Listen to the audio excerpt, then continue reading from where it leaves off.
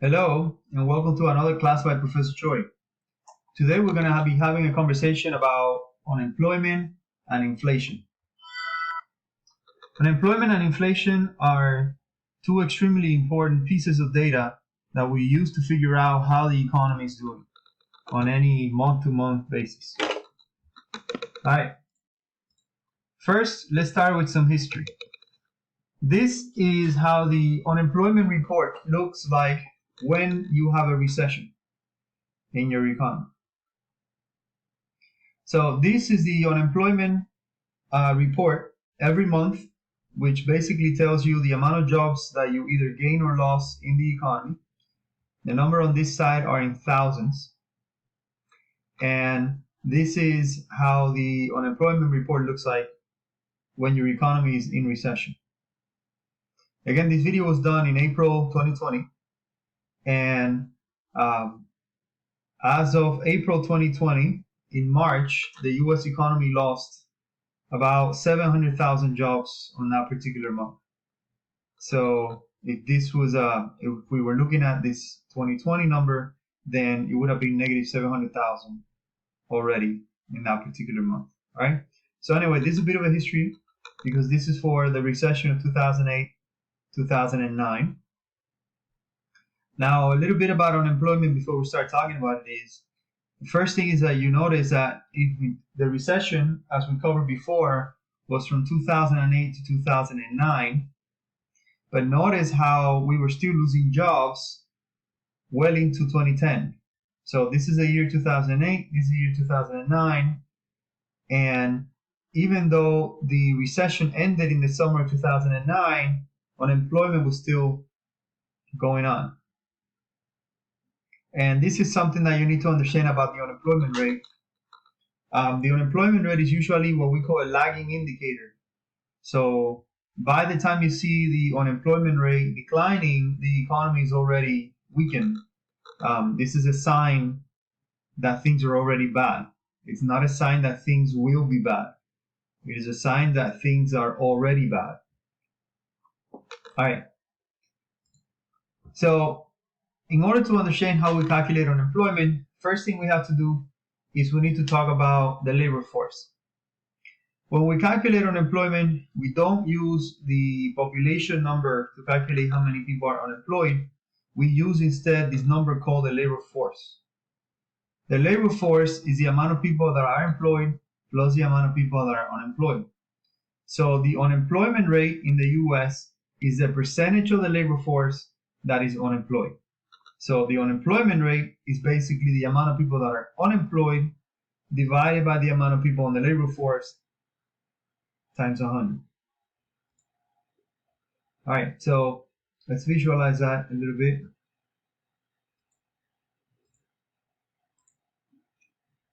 So what I'm saying is that the way we calculate the unemployment rate is basically by looking at the amount of people that are unemployed divided by the labor force times 100 to turn it into a percent. The way we calculate the labor force is we find out the amount of people that are unemployed, and then we add the amount of people that are employed. All right. So how do we figure out the amount of people unemployed? Well, these numbers come from this one mainly from the unemployment office.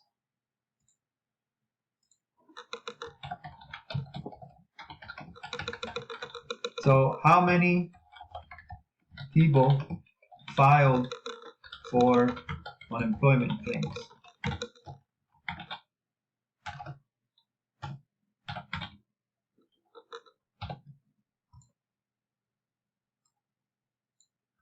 All right. Now the amount of people employed comes from payroll numbers.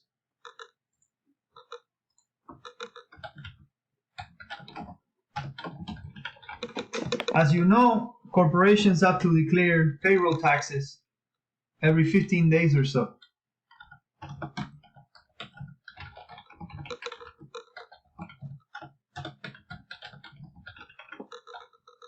So again, the payroll taxes are stuff like Social Security and Medicare, the stuff that they and income taxes that they take away from your paycheck.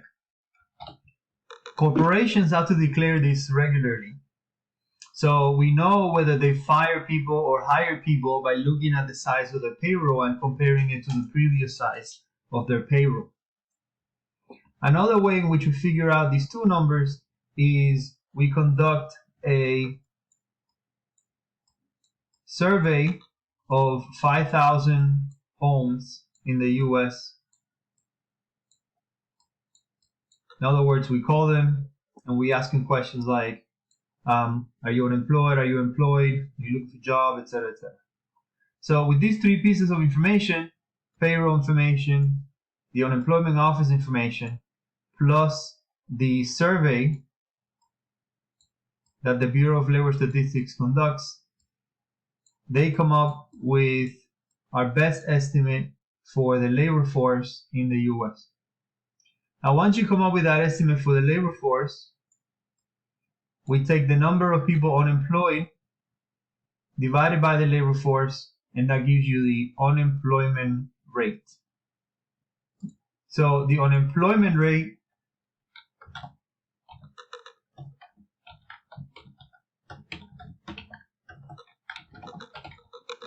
is the percentage of the labor force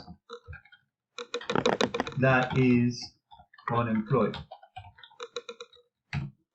It is not the percentage of the population that is unemployed. It is the percentage of the labor force that is unemployed. All right. So let's take a look at the size of the labor force in the world.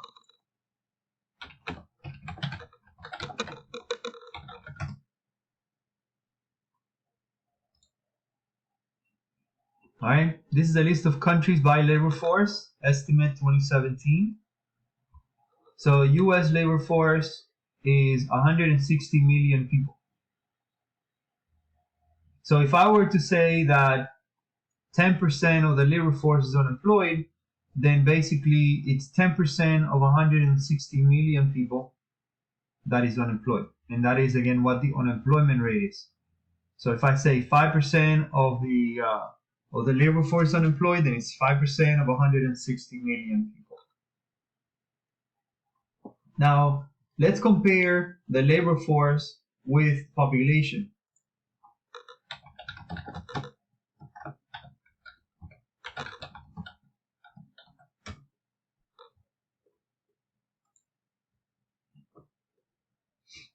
All right. So this is the size of the population in the US. It's an estimate of 2018, estimate of 2019. By the way, if you haven't responded to the census in the year 2020, you should. This is how we find out the population in the US. The census is required by Congress. So everyone should participate. As a matter of fact, everybody must participate because it is also the way we allocate representatives for US Congress. And we only do the census every decade. So if you're not counted on the 2020 census, you won't be counted for another 10 years. So please participate on the census every time it happens. In any case, notice this is the size of the labor force, 160 million. This is the size of the population in the US, 327 million or 329 million. Again, that's an estimate. So as you can see, only about half the people in the US are counted as being part of the labor force. All right, so again, the unemployment rate is the percentage of the labor force that is unemployed. Now, a few numbers that we also follow. One number is what we call discouraged workers. A discouraged worker is basically a person that used to be available for work, but they stopped looking for a job within the previous 4 weeks because they don't believe any jobs are available. Discouraged workers change the number, especially during recessions, because they are people that used to be unemployed, but then decided that no jobs were available anymore, and therefore they drop out of the labor force altogether because they decide that if no jobs are available, they're no longer looking, and therefore they're neither employed nor unemployed. They become part of general population. So when somebody who's unemployed becomes part of general population, because again they quit looking for a job,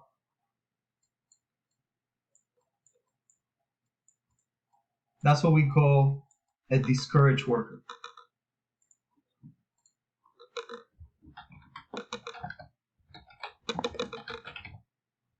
Now, why is it important to understand the problem of discouraged workers? Well, when your economy is doing okay, we don't have a lot of discouraged workers. But when your economy is not doing okay, one of the things that's going to start happening is we're going to start having more and more discouraged workers in the economy. Unfortunately, because of the way we calculate the unemployment rate, they're going to disappear from the labor force as they become discouraged. And therefore, they also disappear from the unemployment number. So a lot of the times, when you go into a recession, you're going to notice the unemployment rate go up very quickly. And then you're going to see it stabilize. But at the beginning, a lot of that stabilization is not real. It's not real because what's really happening is the people have become so desperate, at least for a while, that they are no longer looking for a job. And when they're no longer looking for a job, they sort of disappear from the data and the unemployment rate stabilizes. All right. So again, the issue of discouraged workers usually creates an either overcount or undercount of people that are actually unemployed. In this case, it creates an undercount because all of those people that dropped should have been continued to count as unemployed, including the new people.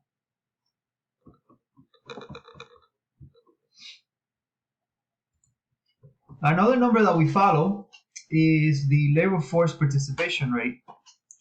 The labor force participation rate is a percentage of the working age population that is in the labor force.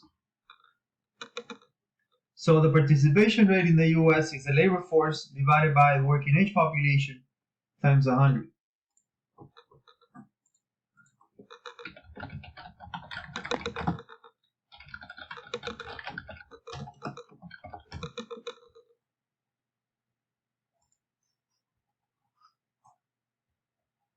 All right, this is the labor force participation rate in multiple countries. See if we can find the one for the US. Okay, so this is the labor force participation rate in the US. Now, for a while, especially when I started teaching, and I started teaching somewhere around here, we were talking about how the participation rate in the US was dropping and how this was concerning. The participation rate has now stabilized at around 63%. The biggest part that was concerning about this is that the people that were dropping out of the labor force participation rate were the younger adults. So people between the ages of 18 and 22, so about around 16 and 22 are the ones that were dropping out of the participation rate. All right, again, right now it has stabilized at around 63%. So this is the official US labor force participation rate. All right, a few data points about the unemployed. Normally, Asians have less unemployment than whites and Hispanics, and African Americans usually have the highest unemployment rate. Now, this number was taken in 2013, by the way, and the reason I show you this number is because it makes the bars really nice and separate. Now, this separation is maintained usually regardless of the years. So we have seen this for quite a while, where African Americans have a higher unemployment rate than Hispanics. Hispanics have a higher unemployment rate than whites, and Asians have the lowest unemployment rate of all. Also, the unemployment is different depending on your education level. So high school dropouts usually have the highest unemployment rate, while high school graduates have a lower unemployment rate, and then college graduates have an even lower unemployment rate. So the higher the education level, the lower the unemployment rate. Now, who do we not count as part of the labor force? Well, anybody who's not available for work will not be counted. That's usually students, full-time students, homemakers, retirees, and military personnel that is deployed outside of the U.S. If the military personnel is in the U.S., by the way, they're counted as employed. Discouraged workers are people that have stopped looking for a job. Again, they're not counted on the labor force. Anybody who's not currently looking for a job, anybody who's under 16, anybody who's disabled and not working. All right, now let me show you the unemployment rate.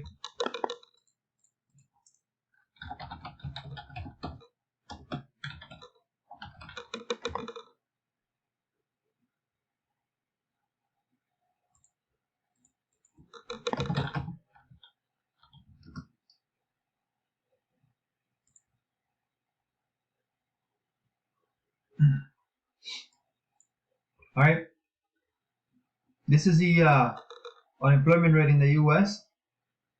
officially March of 2020. I made a video about this unemployment rate right here and how it's not showing the entire problem right now. Biggest reason is because we use a particular set of metric to figure out, to cut off basically the people for March to be able to put them on the unemployment number. So the actual unemployment rate between March and April should be much higher than this survey shows. In any case, we will notice that in April and May, so eventually we'll make it there.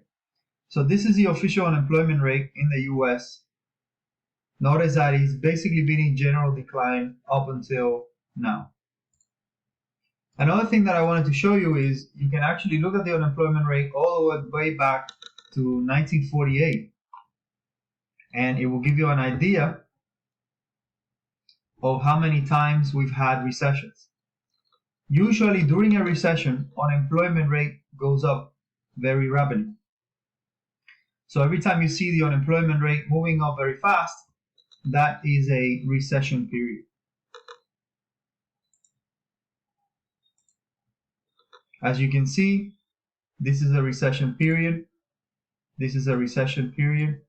This is a recession period. Recession. Recession.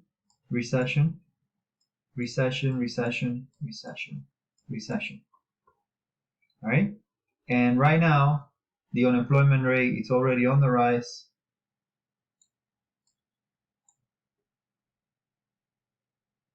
Okay. So we're in recession. Again, this video is done in April of 2020.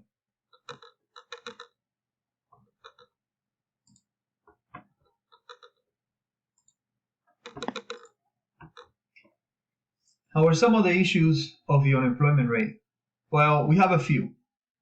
One of the first issues that is very obvious and also very painful is that the unemployment rate only talks about the amount of people that are employed and unemployed, but it doesn't talk too much about whether you're part-time employed versus full-time employed.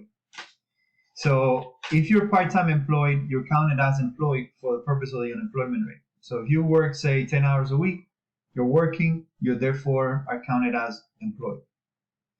So the official unemployment rate does not separate part-time workers as if they were, say, working half versus working full. If you have a part-time job, you're counted as employed. One of the things that's been developing over the last 10, 15 years in the US economy is that companies no longer hire you as a full-time job right away. They usually hire you with a part-time job or a sort of temporary job for a while. And then it takes a long time for you to get that full-time job. So all of those people that are part-time, again, are counted as employed. Discouraged workers tend to increase or decrease during a recession time. Therefore, either overstates or understates the actual unemployment rate number. And we assume that when you go to the unemployment office, you're not lying to the officer in the unemployment office. So the data may be overstated or understated depending on the responses on the surveys, because we assume that you're telling us the truth when you say it. Now, we tend to separate unemployment into three basic categories. Frictional unemployment is short-term unemployment that usually arises from the process of matching workers to jobs. This seasonal unemployment is also included in frictional. So frictional is very normal sort of unemployment. It happens all the time. People quit their jobs, people get a new job, you don't like your boss doesn't like you, or you just want to get a better job. So you quit one and you move to the next one, and you move from to another city or so. That is what we call frictional unemployment. There is a portion of unemployment that it's kind of never going to go away. If you look at the data for the last 70 years or so, you're going to notice that unemployment really never goes to zero. So it drops quite significantly to around 3% or 4%, or maybe to even 2.5%, but it never really goes all the way down to zero. And that's because people sometimes are unemployed. And we have 160 million people in the US labor force. Structural unemployment is different. Structural unemployment arises when there's a persistent mismatch between the skills and the characteristics of those workers. Outsourcing is a really good example of the problem of structural unemployment. So imagine that a company decides to close their factory in the US and move it to another country. Then the problem is a lot of those workers in that factory are going to try to find a job in the same field in the same place. And of course, they might not be able to find it. So structural unemployment is more persistent type of unemployment. Usually the solution from the government is to help you learn something new, or switch to another career, or maybe you improve the amount of career choices available at your local community college. So the way to help the structural unemployed is usually to make them change what they know, retool their toolbox, basically, change their skills. It's usually the solution. Or try to bring the factory back, but that takes too long. Cyclical unemployment is the one that's caused by the business cycle. So when the economy slows down, we encounter a lot of cyclical unemployment. Cyclical unemployment is very normal when you're in a recession, and it comes and goes with that expansion or contraction of the business cycle. So how do we know that we are in a good unemployment rate? What's a good unemployment rate? Well, a good unemployment rate is what we call the natural rate of unemployment. And the natural rate of unemployment is basically frictional unemployment plus structural unemployment. Now, there are a few other pieces of data that you're going to hear all the time when you're talking about economics and unemployment. One of them is what we call the full employment rate.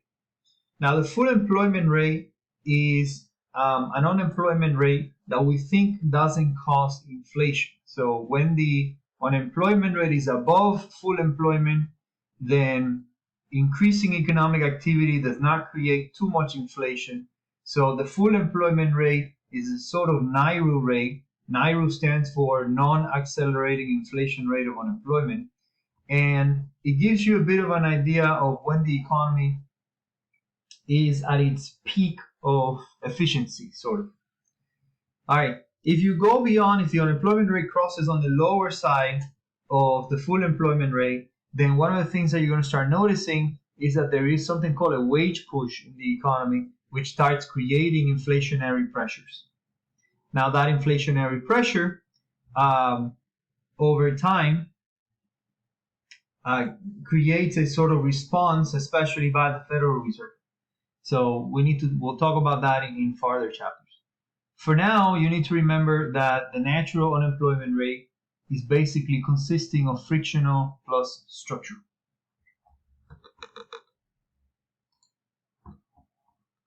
Now, what are some of the differences between the US and the rest of the world? Well, unemployment compensation is different in the US and the rest of the world. And if you go to some countries in Europe, for example, unemployment compensation may be more or less money than what we have in the US. But if you go to a lot of other countries as well, especially non-developed countries, and so they may not have any unemployment compensation, or they may have very little unemployment compensation. Now, the unemployment compensation scheme in the US works like a sort of insurance. So as you are working and there is money on the company, then basically the company will be putting money on your behalf in this unemployment insurance fund. The government would also keep money in the unemployment insurance fund. So when things are good, the insurance fund is growing. Then when the economy goes into a recession, the insurance fund sort of decreases. And you're going to notice that people now start withdrawing money from the fund. So the unemployment compensation fund works like a sort of insurance scheme where we put money into the fund when the economy is in the upward swing, aka expansion, and then we take money out of the fund when the economy goes into a recession and unemployment starts rising. Okay?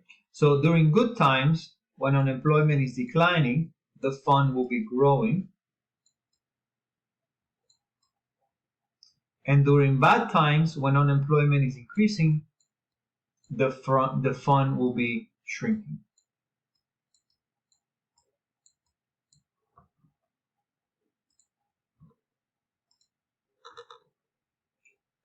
Now, other protections that we have are different laws that protect the labor force in the U.S. For example, in most states we have minimum wage laws. Minimum wages kind of come in different flavors. So there is a federal minimum wage, and that's the lowest wage you can get in the U.S. So there's a federal minimum. And then there is a state minimum, which has to be above federal. And then some cities have a city minimum, which has to be above state. Now, some states have passed laws that basically said that cities cannot change the state number.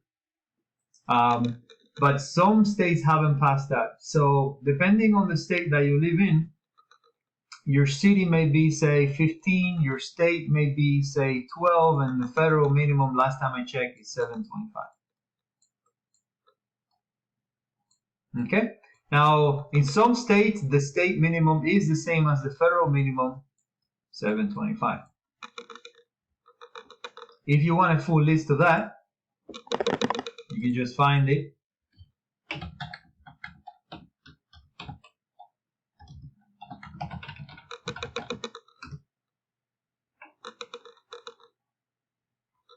All right, so notice that again, the federal minimum wage in the US is 725 as of 2019. Let's take a look at the different states.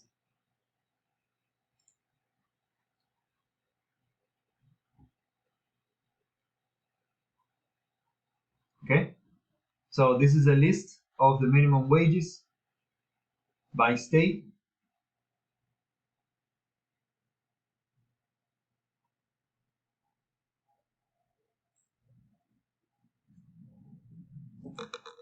So again, notice that the federal minimum wage is 725, but then depending on where you live, you may have a higher state minimum wage.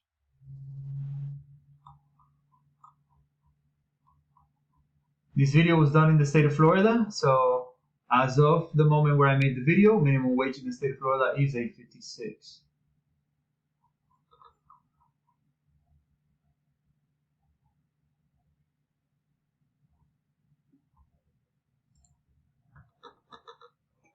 Labor unions are organizations that usually tend to bargain as teams. So the main reason labor unions are created is usually in a sort of environment where the labor force feels like they have to bargain as a group, and it's better to do that. Labor unions used to be way more prevalent back in the 1950s, 60s, and 70s in the US, where about 40% of the US labor force used to be unionized. Today, last time I checked, it's less than 10% of the labor force that is unionized. All right, so let's get going with our conversation on inflation. So this is the inflation rate in the US between the years of early 1900s to about 2010. Inflation is basically a metric for how quickly prices are either rising or shrinking. The number that we use the most in the US, or the most widely used metric that people normally tend to quote and talk about, is called the Consumer Price Index, or CPI, Consumer Price Index. The Consumer Price Index is maintained by the Bureau of Labor Statistics. All right, so the Consumer Price Index is a measure of basically average prices of goods and services in the economy. The inflation rate is a percentage change on that Consumer Price Index. Now, the Consumer Price Index is constructed using a market basket that the Bureau of Labor Statistics creates. Last time I checked, this is a breakdown of that market basket.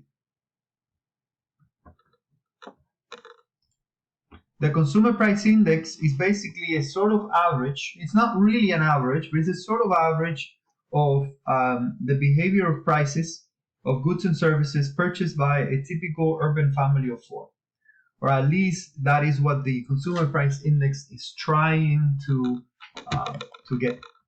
So to understand this, let's talk a little bit about how to build it. So the first thing that we need is we need to construct a market basket. A market basket is a set of goods that you're going to be following.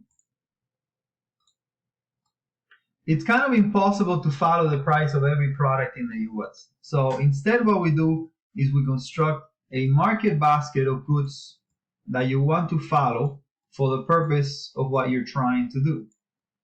In the case of the Consumer Price Index, or CPI, you build a market basket with the goods and services that a typical urban family of four would spend money on. For example, you got to spend money on housing. You got to spend money on transportation. You got to spend money on education. You got to spend money on food. You have to spend money on, say, medical expenditures. Okay, so we put all these little things and include them on the market basket. So we don't follow every product that we make in the US. Instead, we select the set of products that represent what we're trying to represent, and that's what we put on our market basket. All right, now once you have a market basket, the first thing that you do is you calculate expenses for that basket. Now, expenses for the basket at time t is basically the summation of the prices at time t times the quantities on the base year of your market basket.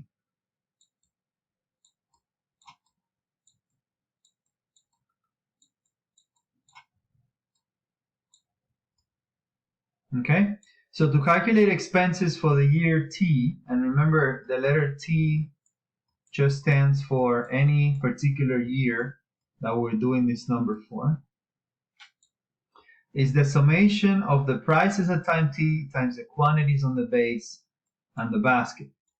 Once you have your expenses, you can calculate your price index and you can calculate your price index by doing the expenses at time t divided by the expenses on the base year and multiply that times 100. So you take expenses to calculate the CPI for year T, say 2010. You will calculate the expenses for 2010 using this formula and then divide it by the expenses on the base year.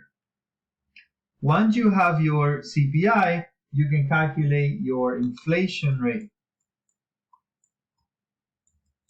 And inflation is the percentage change on that CPI. So inflation at time t is basically the CPI at time t minus the CPI at time t minus 1, which is the previous year, and then you divide that by the CPI at t minus 1 and multiply that times 100, and that will be your inflation rate, which is the percentage change in the CPI over a particular time. Okay, so let's do an example on how we do this. Let's say that I want to follow product A and B. So these are the products that I'm going to have on my basket. Again, we have millions upon millions of products in the US, but we cannot follow all of it. It's too much. So let's say we want to follow product A and B. For simplicity purposes, I'm going to select the year 2012 as my base year. So this is my base year, and A and B are my market basket products. Okay, so A and B are the products that I'm going to follow on my market basket.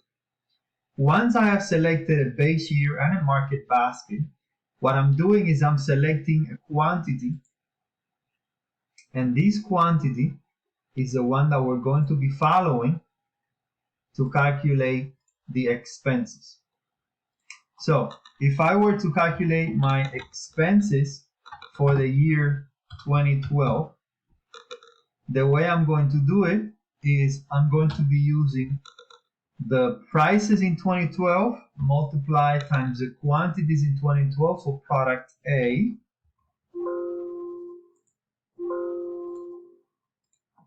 and then I'm going to add the prices for product B in 2012 times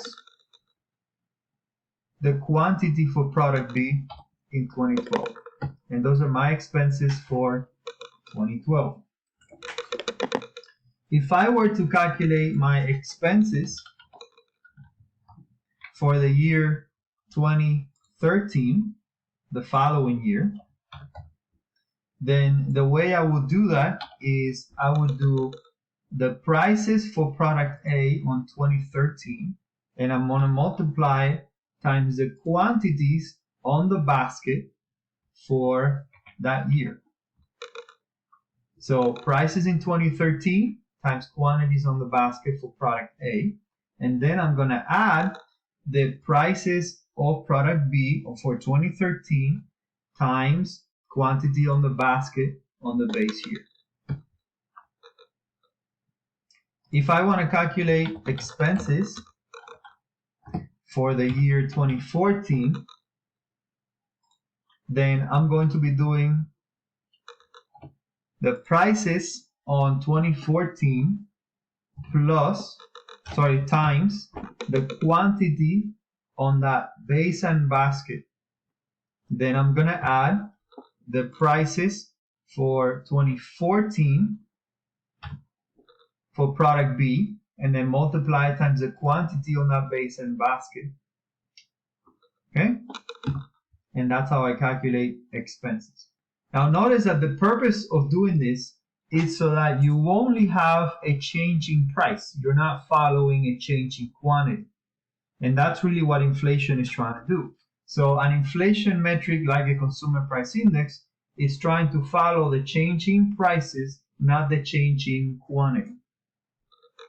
So to calculate expenses, we use the base, quantity, and basket. All right? After you have your expenses for every single year, we can calculate our CPI, or Consumer Price Index. Now, our CPI for 2012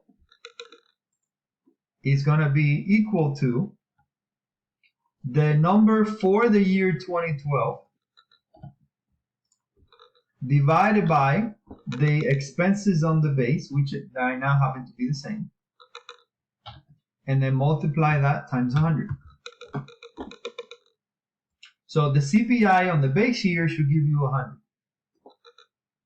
All right, now CPI on the year 2013, that one's going to be equal to the expenses on the year 2013 divided by the expenses on the base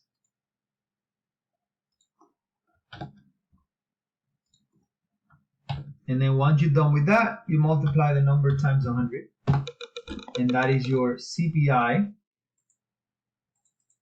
or Consumer Price Index, or Price Index for the year 2013. If you're going to calculate your price index for the year 2014, again, we take the expenses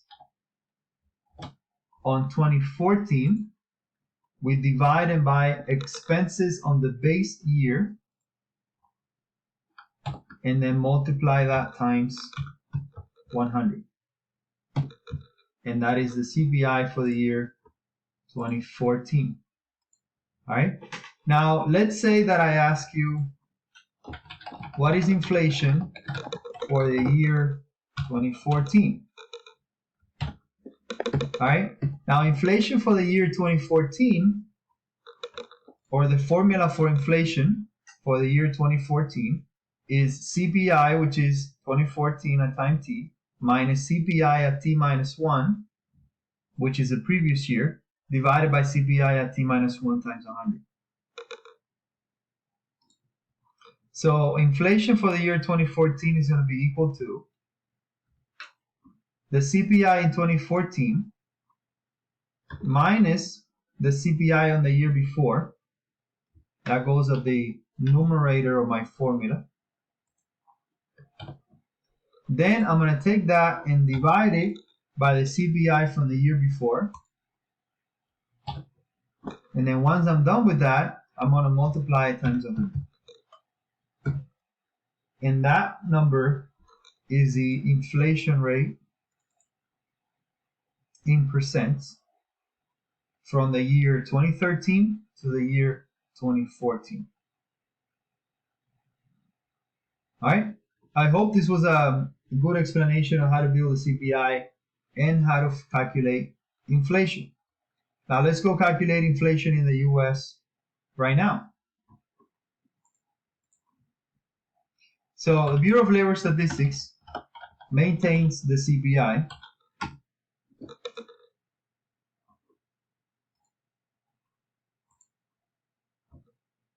So these are right here are metrics maintained by the Bureau of Labor Statistics.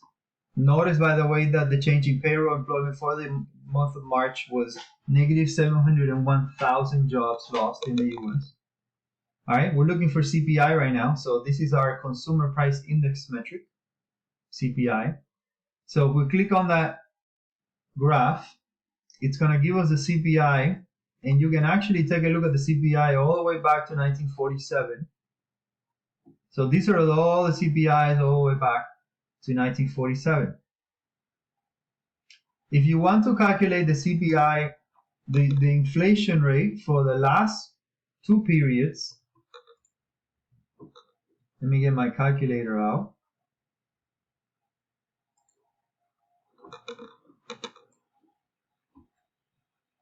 All right, so if we wanted to calculate our inflation rate for the current period in the economy, we would use the last number that we are given, so 257.95. We subtract it from the number from the previous period, 254.09. Okay, once we do that, we're going to divide it by the previous year number, 254.09. And then once we do that, we're going to multiply it times 100.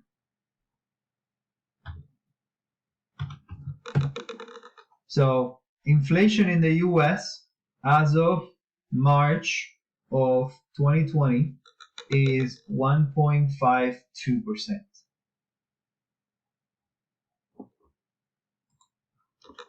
You could do that, or you could just ask Google, I guess, or your favorite assistant. All right. So that's how you calculate inflation, how you build a basket, and how you create a CPI.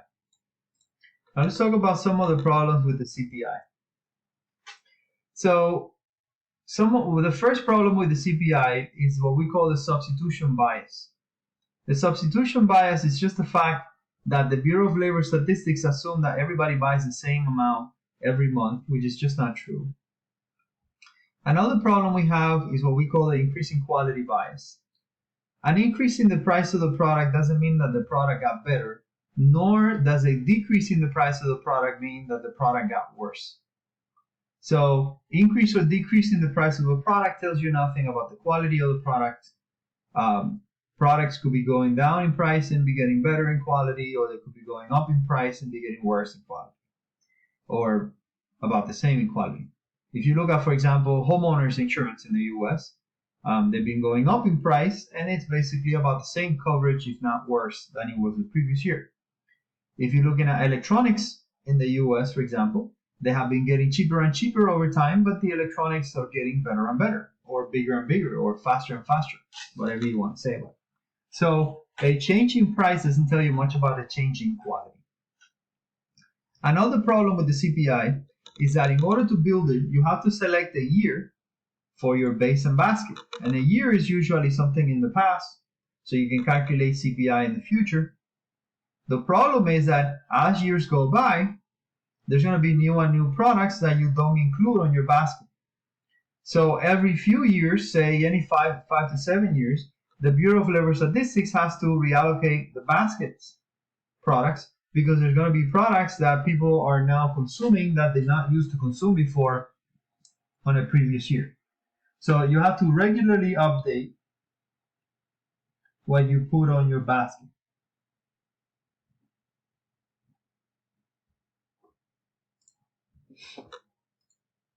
Another index that we follow, or the Bureau of Labor Statistics likes to follow, is the Producer Price Index. Producer Price Index is basically the average price received by producers of goods and services. So if you go to the website for the Bureau of Labor Statistics, another number that they track is the Producer Price Index, as you can see here. Now, the reason the Producer Price Index is important is because when producers receive an increase in the price of their products, they normally tend to pass down that increase in price to you, the consumer.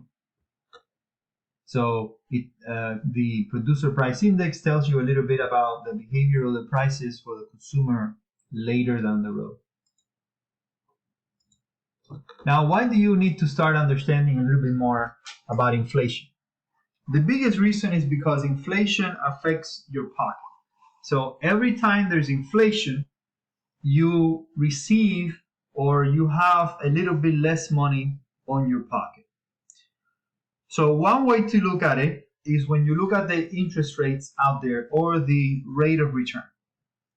What we call real interest rates in economics is basically an inflation-adjusted interest rate, or you could say an inflation-adjusted rate of return.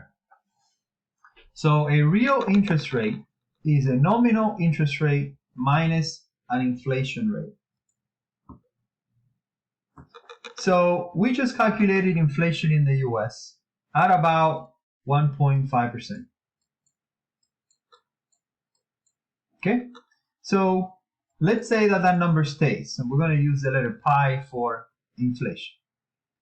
Your real interest rate is the nominal interest rate that you receive minus inflation. Now let's say that you have a deposit on your bank account and you make interest rate of 2% on that deposit. So the bank is paying you 2% on, say, your CD account. If you subtract inflation from it, which is 1.5%, you get your real return on that money, which is 0.5%. Now, what is the difference between the real return and the nominal return? Well, let's think about an amount of money. So let's say that I have $100 on that bank account, and I'm going to look at that bank account a year down the road. Okay? So inflation is something that happens pretty much every year. If you look at that nominal return at 2%, a year down the road, my account is going to have $102 on it. Okay? But in reality, because inflation went up by 1.5%, my account cannot buy me $102 worth of anything. Instead, my account can only buy me 150 cents. So the real rate of return represents your purchasing power change. So this is a change in your purchasing power, while this is just a change on the nominal account. All right, now let's do that with zero, just so that you understand. So let's say that you like to keep all of your money on your regular checking account, which pays 0% return. But inflation is 1.5. Because your account is paying 0%, then the real rate of return that you're receiving is negative 1.5% on your money. So if you have $100 on that account, now a year from now, in nominal terms, you're still going to have $100. So if you look at your account again and you didn't touch it, then you're still going to have $100. So a 0% return. So it doesn't go up, it doesn't go down. But in reality, you can no longer buy $100 worth of stuff because inflation went up by 1.5%. So the price of everything rose by 1.5%, which basically means that in purchasing power terms, you can only now buy 100 minus 1.5% of 100, which is you have in that account 98.50. So you've lost 1.5% of your money to inflation. Now this may not be a problem if you're looking at a year to year, but how about if you do a 10-year inflation or a 20-year inflation? Okay, so let's go back to the consumer price index and let's take a look at a 20-year inflation rate. All right, so imagine that we're going to look back 20 years later. So we're going to look at 2020 and compare it to the year 2010. Let me get that calculator again.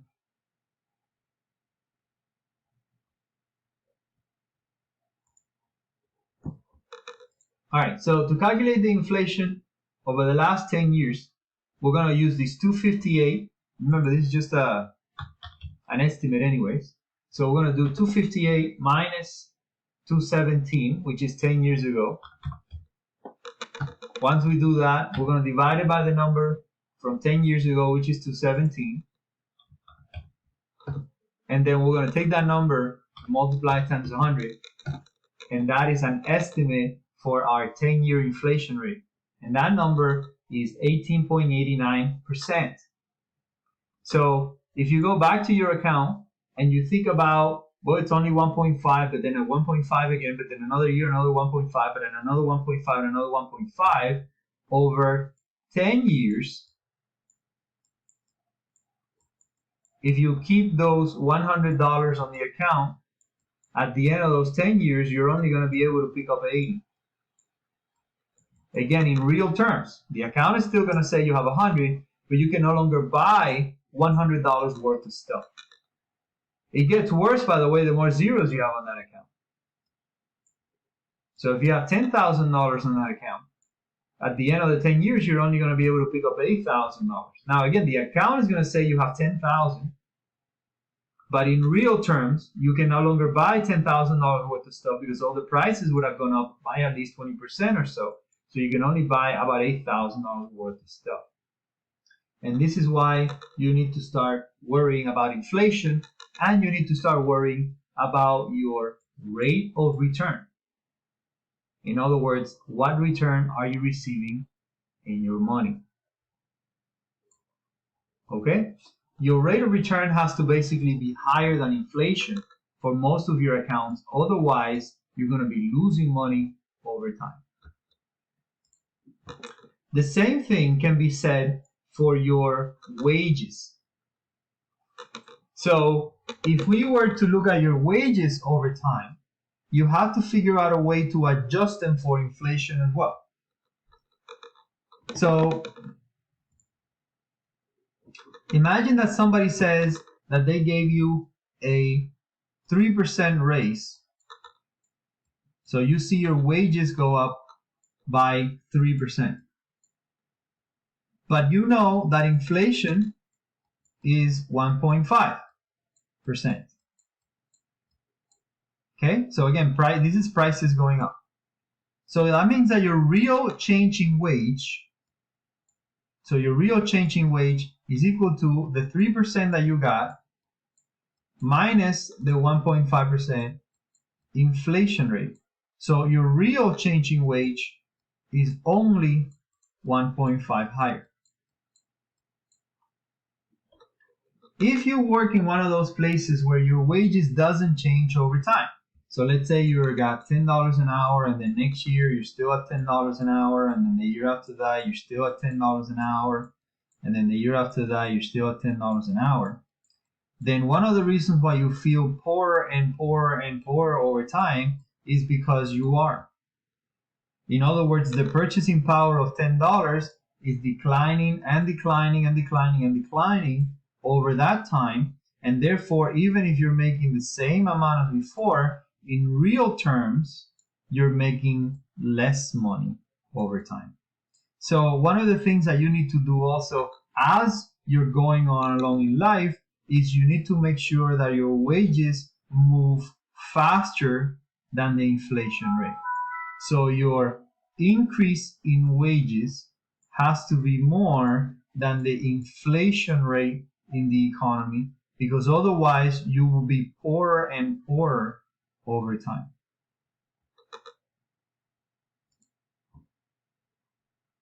Now, what happens in society in general? Well, society usually adjusts. So inflation is not something that we don't understand. It is not something that most people don't know what to do about it. It's basically very normal and something that once you are aware of it, you will adjust as well to it. So most people eventually adjust to inflation. All right. I hope that this was a helpful chapter where we talked about how unemployment and inflation are connected in the economy and how it works. Have a good one. This is another lesson by Professor Choi.